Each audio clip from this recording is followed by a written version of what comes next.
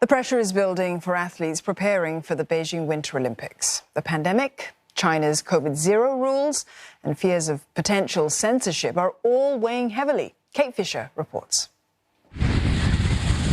David Wise is flying high. He's just secured a spot at his third Olympic Games on the US's free ski team.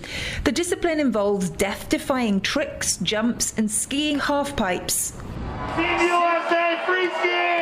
It's just such a sense of relief right now because it was a fight.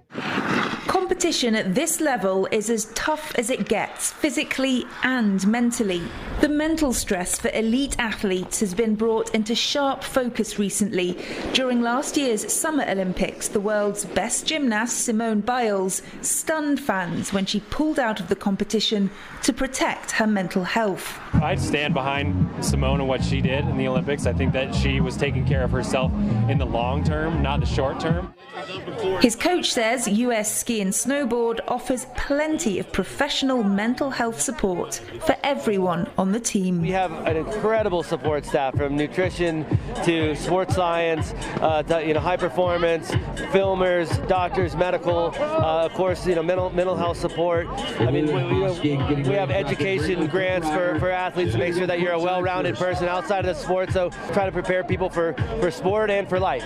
As global excitement grows for the Winter Olympic Games in Beijing, athletes are having to contend with dual pressures, COVID and competing.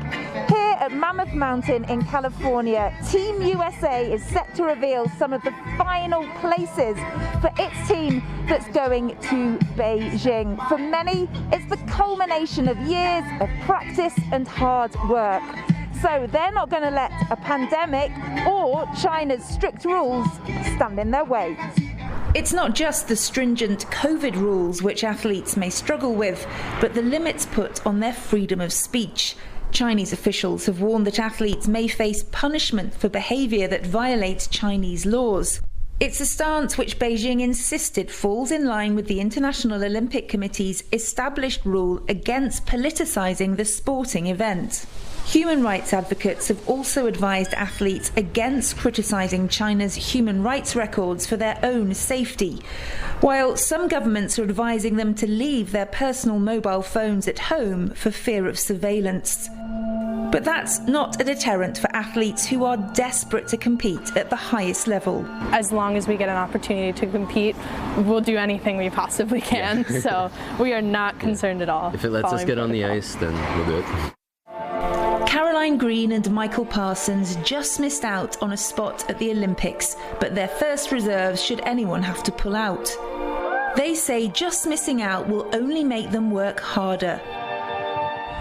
The ambition and skill of these athletes is sky high. The hope is they've done enough to prepare their minds as well as their bodies to withstand the pressures to come.